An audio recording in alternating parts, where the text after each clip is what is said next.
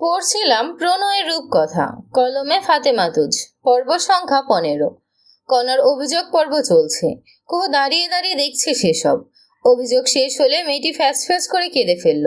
দীপ্র ছোট বোনের মাথায় হাত বুলিয়ে বলল, কোনো ব্যাপার না, বড়রা একটু বকতেই পারে, তাই বলে মন খারাপ করলে হবে? আমি নাকি শিক্ষা পাইনি, চাচি আমাকে বেয়াদবু বলেছে, অথচ আয়না আপু যে সব সময় কথা শোনাতে থাকে। বুঝতে পেরেছি, কিন্তু কনা, সব সময় সব কথা গায়ে নিলে চলে? তাছাড়া চাচি যখন বলেছেই তুই বেয়াদব, তোর উচিত হবে এমন ভাবে নিজেকে তৈরি করা যাতে তার এই ধারণা ভেঙে চুরমার হয়ে যায়। লক্ষ্মী বোন আমার, মন খারাপ করিস না, আমি আছি তো, বলে গালখানা ছুঁয়ে দিল দীপ্র।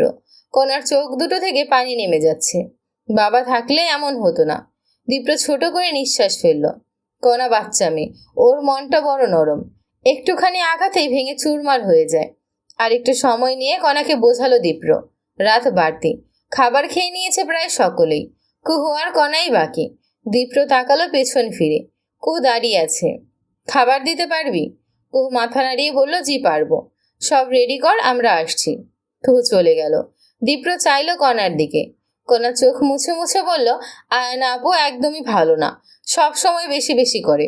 বুঝলাম, কিন্তু এখন তো খেতে যেতে হবে। ইচ্ছে করছে না। তাহলে কিন্তু আমারও খাওয়া হবে না, আমি কিন্তু সারাদিনের না খাওয়া। কনা তাকালো অসহায় চোখে। দীপ্র হেসে বলল, চল। সব খাবার গরম করে নিয়েছে। বড় চাচির শরীরটা বিশেষ ভালো না, অনেকবার ডেকে সে নিজের ঘরে গিয়ে শুয়েছে। দাদিজানের কানে এই ঘটনা এখনো পৌঁছায়নি। তিনি বৃদ্ধ মানুষ, তাকে এত যন্ত্রণা দেওয়া যায় না। কুহু সবটা নীরবেই করে চলেছে। দীপ্র কণাকে নিয়ে টেবিলে বসলো। খাবারের প্লেট তুলে নিতেই খাবার বেড়ে দিল কুহু। খেতে গিয়ে দীপ্র শুধালো, খেয়েছিস? কুহু আসলে ধ্যান নেই, ও শোনেনি। দীপ্র পুনরায় বলল, খেয়েছিস? এবার তাকালো কুহু, সরলতা তার চোখ জুড়ে। দীপ্র উত্তর পাওয়ার আগেই বুঝলো মেয়েটির খাওয়া হয়নি। বস, পরে খাবো। বসতে বলেছি, চুপচাপ বসে পড়। শেষ কথায় কেমন একটা জোর আছে।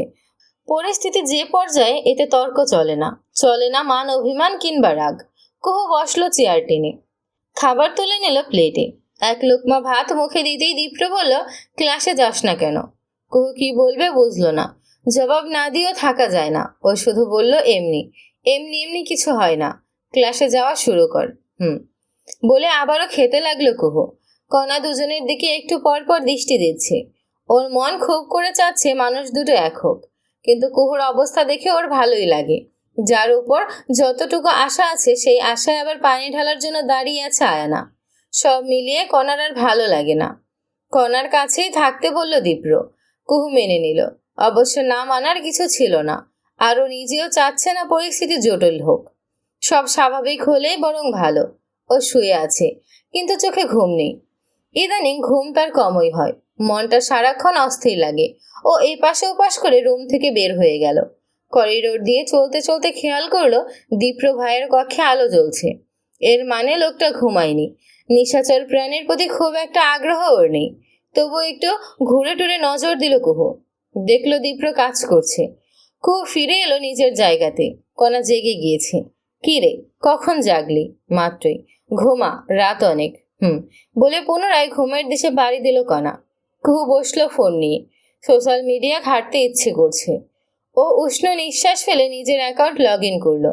সঙ্গে সঙ্গে সায়রের মেসেজ এলো, তুই তুই কবে ক্লাসে ফিরবি? মেসেজটা দেখেও না দেখার ভান করে চলে যাচ্ছিল কুহু। কিন্তু সায়রের পুনরায় লিখলো, তুই প্লিজ আয়, চিন্তা হয়, কোনো খোঁজও দিচ্ছিস না। সোশ্যাল অ্যাকাউন্ট থেকে বের হয়ে গেল কুহু। সায়রের আগ্রহ দিনকে দিন বেড়েই চলেছে। এভাবে কুহুর জন্য সবটা কঠিন হয়ে যাবে। অথচ ছেলেটার থেকে মুক্তির কোনো উপায়ও নেই। সকাল সকাল দীপ্রকে দেখে আয়নার চোখে মুখে আলাদা দ্যুতি এসে ভর করলো। ও আহ্লাদ মিশিয়ে বলল, কাল কখন ফিরেছ দাদা ভাই? একটু রাত হয়েছে। ও, আমি আসলে ঘুমিয়ে পড়েছিলাম। বলেই একটু থামলো আয়না। পর মুহূর্তে হাতখানা নাড়িয়ে বলল, হাতে এখনো ব্যথা। ওষুধ খেয়েছিস? টিভি রিমোট নিয়ে ঝগড়া করা একটা বাচ্চা মেয়ে আয়না। কনাই তো বাড়াবাড়ি করেছে, আমার তো দোষ নেই। তুই ওর বড়, ও না হয় বাচ্চা, তুই তো না। বলতে আয়নার মুখটা একটু অন্ধকার হলো। দীপ্র বলল, যাই হোক, যা হবার হয়েছে, নেক্সট টাইম আর এমন কিছু করিস না, বলে এগিয়ে গেল দীপ্র। আয়নার মনটা একদম বিষণ্ণতায় ভরে উঠল। এই বিষণ্ণতায় প্রচুর মেজাজ গরম হয়েছে তার। আর তার সবটুকু পড়লো কুহুর করা বাগানটার উপরে। মেয়েটি বেশ যত্ন নিয়ে বাগান করে রেখেছে, রোজ নিয়ম করে গাছগুলোর যত্ন করে। কলি এসেছে অনেক। আয়ানে গিয়ে সবগুলো কলি ছিঁড়ে এলো। কুহু যখন গাছে পানি দিতে গেল তখন হয়ে গেল। ওর দু চোখ ভেঙে কান্না এলো। ও কেঁদে ফেললো শব্দ করে। সেই কান্না গিয়ে পৌঁছালো দীপ্রর কাছে। দীপ্র নিজের কক্ষের বারান্দায় দাঁড়িয়েছিল। হুট করেই কুঞ্জ এসে বলল, দীপ্র দাদা ভাই, কুহুপুর বাগানে বসে কাঁদছে। এ কথা ভ্রু কুঞ্চিত করলো ও। চট করেই নেমে এলো বাগানে। আসার পথে ওদের সাথে যোগ দিল কনাও। কুহু তখন কলিগুলো সব জড়ো করে ঘাসের উপর বসে আছে, কাঁদছে ঠোঁট বাঁকিয়ে। কণা চেঁচিয়ে উঠল, এগুলো কে ছিঁড়ল? কান্নার দরুন কথা আসছে না মেয়েটির মুখ থেকে। কণার খুব খারাপ লাগলো। ও তো জানে কুহুপু কতটা ভালোবাসে এই গাছগুলোকে। কয়েক সেকেন্ড পর বাড়ির বাকিরাও চলে এলো। কুঞ্জই খবর প্রচার করে এসেছে। আয়না যখন দেখলো কুহু কাঁদছে তখন ওর ঠোঁটে একটা অদ্ভুত হাসি এসে ধরা দিল। আবিদা সেই হাসি লক্ষ্য করে বিস্ময়ে হতবাক হয়ে পড়লেন।